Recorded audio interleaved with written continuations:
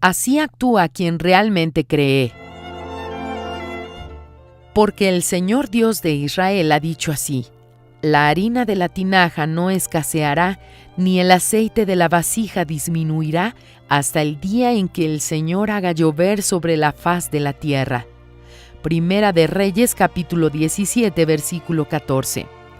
La tierra pasaba por una sequía terrible que había durado años.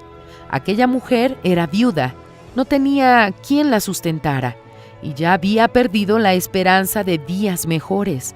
Estaba decidida a preparar el poco trigo y aceite que tenía, comer con su hijo y esperar la muerte.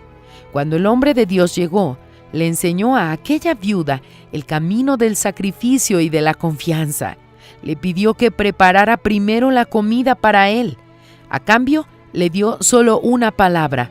Era la palabra de Dios, y ella creyó. No dijo que creyó. Vemos su creencia por medio de su obediencia. Entonces ella fue e hizo como le dijo Elías, y comió él y ella y su casa muchos días, y la harina de la tinaja no escaseó, ni el aceite de la vasija menguó, conforme a la palabra que el Señor había dicho por Elías.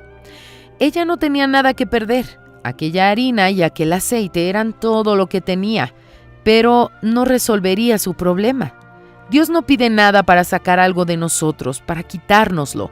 Él nos pide lo que probará nuestra fe. Queda en evidencia que se cree cuando hay obediencia. En caso contrario, nuestra actitud nos muestra que nuestra fe es inoperante. Si aquella mujer hubiera mirado a Elías con malos ojos y le hubiera negado lo poco que tenía, ciertamente habría muerto de hambre con su hijo poco tiempo después.